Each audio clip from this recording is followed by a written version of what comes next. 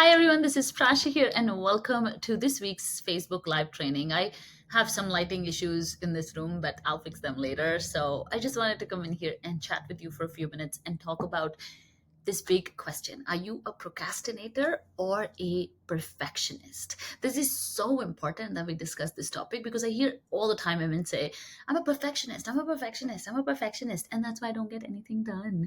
I had a client who was applying to this grant and she was trying to make it perfect. And guess what? She missed the deadline. Has that happened to you? Maybe it has. Think about the last few times that you've actually missed a deadline because you were trying to be perfect at something. Think about all the opportunities you've left on the table because you were not ready for something. And then you have kind of told yourself, you know what? I'm a perfectionist. That's my problem.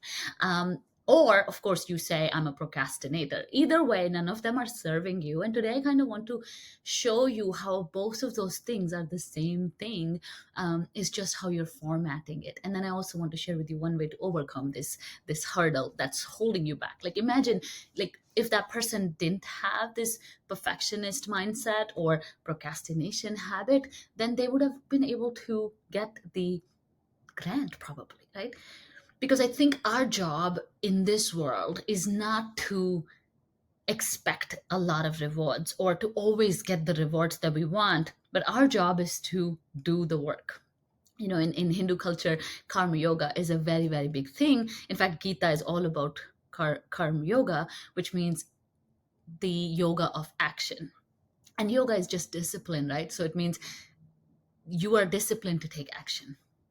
And you have an affinity to take action. But I think so many of us are stuck in inaction. And I'll talk to you a little bit about that too. But you not doing what needs to get done is the biggest way you're failing yourself, is the biggest way you're creating more regret for the future self, for your own future, and is the biggest way you're doubting yourself daily, which is then of course chipping away at your self-confidence. So not getting things done is not good for you, not only because that means you're not going to get the rewards or the opportunities you truly want, deserve, and could have, but because it's going to create a lot of guilt, regret, and loss of self confidence if you don't do what you need to do. So we got to find a balance between just do it, which is the whole Nike tagline, and get it done, and think through and do it. But it's somewhere in between. All right. And just do it and be a perfectionist. There's something in between where you do it. Optimal place of doing things, getting things done without rushing or without procrastinating. So it's somewhere in between. Let's talk a little bit about that. So I will always wonder, do you identify as a procrastinator or a perfectionist? Put it in the chat. Tell me. I think I'm a perfectionist. I think I'm a procrastinator. What is the difference between the two? Definitely a positive and a negative connotation from where I see it. People who say I'm a procrastinator are identifying as people who are lazy or saying like I don't get things done, and of course there's a huge negative emotion attached to it. People who say I'm a perfectionist, I tend to see a lot of my clients when they say I'm a perfectionist, it's just a positive spin on it where they now feel like this is a good thing, like I should be a perfectionist, why shouldn't I want things to be perfect? And so both of them are not serving you, but one has a negative connotation and one has a positive one. All right. Even though both are leading you nowhere, they're actually leading you to dead ends. Yeah. Done is better than perfect, right? It's always like that. But then you may be tricking yourself when you're thinking about perfectionism and thinking that I want to hold on to this identity because it's a good thing to be a perfectionist.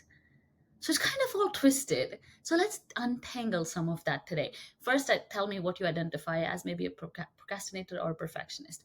Either way, the first thing that has to change is you have to realize both of them identities, both of those identities are not serving you, and you need a new identity. One of the biggest ways you're going to succeed in life, especially if you are in any corporate environment, especially in the American corporate culture, Canadian, like foreign cultures, like not India, but other places. I only say this out of experience because I've not worked in India. myself. But the only way people will respect you, help you grow, will help you succeed, in the only way you will find true sustainable success in life, if you adjust your identity and you become someone who does what they say they would do. I can't stress this enough. When I first got promoted to a quality manager role, before that everything was like, wishy-washy fun. I was young and didn't have so much responsibility or challenges. But as soon as I got that manager role, I was like, whoa, how am I going to do this? It was scary and hard. And it was one of the very challenging things I'd done since moving to America. So I was like, what is it? What is that one big thing that I can do that will change and make things a little bit more easy for me? How can I do this? And I saw a colleague of mine, I'm not even kidding. And a lot of people in America have this work ethic, and it's extremely, extremely inspiring. And I saw this guy, and he was from my same batch of like the program that I was in. And you know what? If he said he was going to do something, he did it. It was fantastic. And people respected him for that. He commanded support. He commanded respect. He commanded, a sense of being a high performer because he never failed to deliver. And it has nothing to do with he was smarter than me. It has nothing to do with he has more talent than me. It was a basic identity that he had. I asked him, I said, how do you do this? Like, I always like maybe fall behind on deadlines, or I'm always rushing, or I'm procrastinating, or I'm wanting it to be perfect. How do you get over all this? And his simple answer was, a long time ago, I decided I would do what I said I would do. Otherwise, I won't do it. And I would say I would do it. And it has become part of my character. This is who I am. But that's what you want. See, the fact that you think you're a procrastinator or perfectionist is number one issue. You have an identity issue. If you attach to that identity, you'll never be able to fix that identity. You got to change that identity to very simple, like if I say I'm going to do something, I'm going to do it. That's the person I want to become. Even if you don't feel like it today, you got to start attaching yourself to this identity and then think about, how can I get that done? How can I become this version of myself instead of defending this version of myself? I can't stress this enough. Like, I tell this to all my clients in the academy all the time in one-on-one conversations. You don't have a strategic tactical problem, you have an identity issue. So how do we start breaking that? Is first we stop identifying from either or, because both of them are not helping us. One, it just has a positive spin on it. Second, we want to become, if we want to be successful, we have to create a personal brand. We have to create a character trait for ourselves that showcases us as dependable people, that showcases us as confident people, that showcases us as, oh my God, when Prasha says she's going to do something, she'll do it. It's actually one of the biggest things I've tried to do this year for myself too. Until last year, I was again wishy-washy. I would show up, I would write an email here and there. This year, when I started my email newsletter again, I said, I'm going to send one email a week, no matter what happens. Like, the sky can fall, but I have to do it because I am somebody who does what they say they would do. So I'm very careful now before I make commitments because I don't want to break them no matter what happens. Because the other thing about identity and your brain accepting an identity is that if you continue to allow things, like if you continue to allow delays and procrastination and perfectionism, then the brain's never going to adopt this new identity. You have to put a stop at it. And it's hard in the beginning.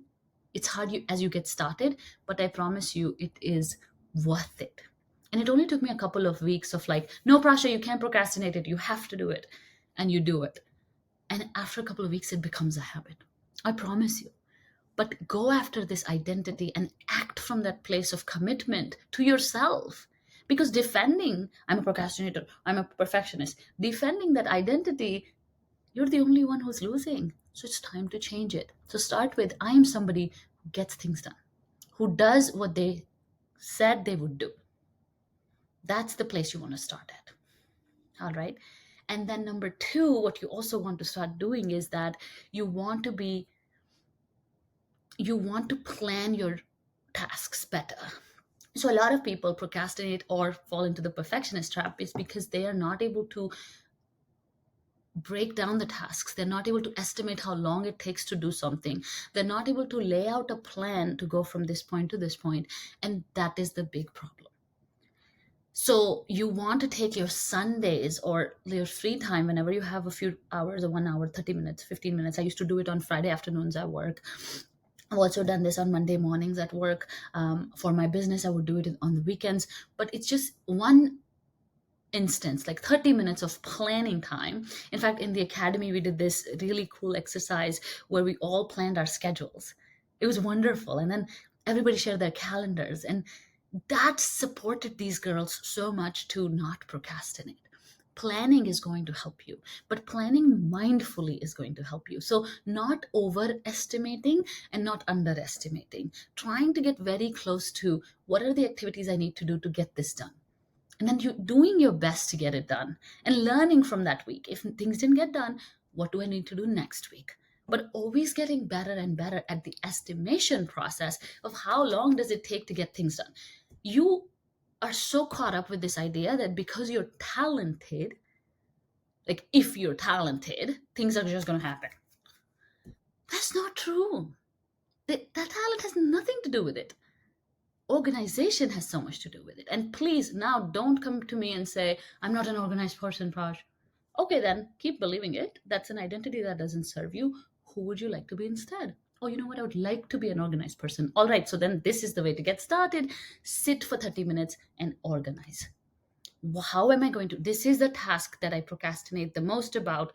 How can I overcome this? What is the plan of action? Simple things like if you procrastinate working out a lot, then make sure that you have decided what workout you're going to do, what outfit you're going to wear, what time you're going to go to that. Put it on your calendar and watch. You will do it. When we write something down, 40%, we're more 40% more likely to get them done. So start by literally just writing it down. You don't even have to do anything. And then the other thing you want to do is when you do the planning phase, don't feel like it's such a small task. Who needs to plan a workout? You need to plan everything. And that means you're tracing every step. Oh, when I wake up, I'll have to change. I'll have to wash my face. I'll have to get in the car. I'll have to go there. So now you can estimate how long a workout takes. Because right now you probably think it takes 30 minutes. You're not accounting for the 30 minutes it takes to get there. You know what I mean? So you can overcome procrastination by planning. Perfectionism, if you're caught up in that, I'm going to do a workout that's super perfect and only then I will do it. Wrong. That's wrong.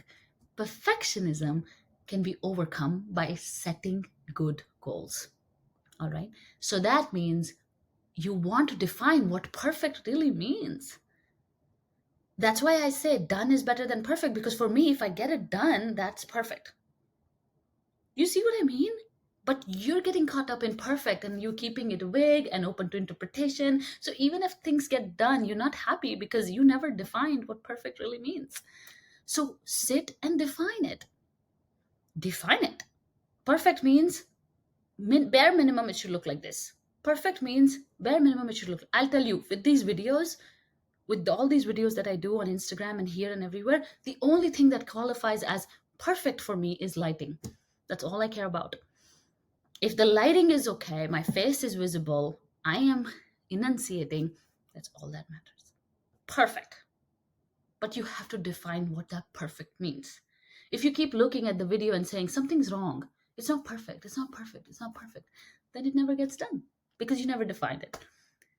So, whether you're a procrastinator or a perfectionist, the way you overcome these things is by being a little bit more mindful and always going for the identities and repeating the identities in your head, in your affirmations, in post-it notes everywhere you go.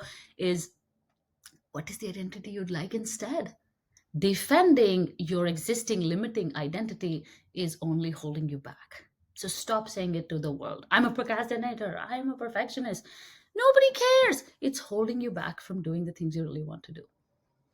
And start by defining, planning little bit. It only takes 20 minutes. I'm not even kidding. 20 minutes to plan your week. 20 minutes.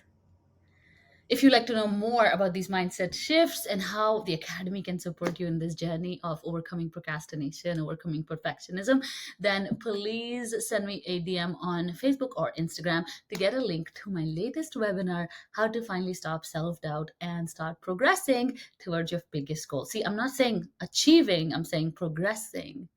You see the difference? So please send me a DM and I'll share the link with you. It's an awesome webinar and it's available for limited time only. So can't wait for you to watch it. Can't wait for you to check out everything that we're doing. Thank you for being here. We really would appreciate if you give us some feedback on how you like these trainings. And thank you so much. And I'll talk to you soon.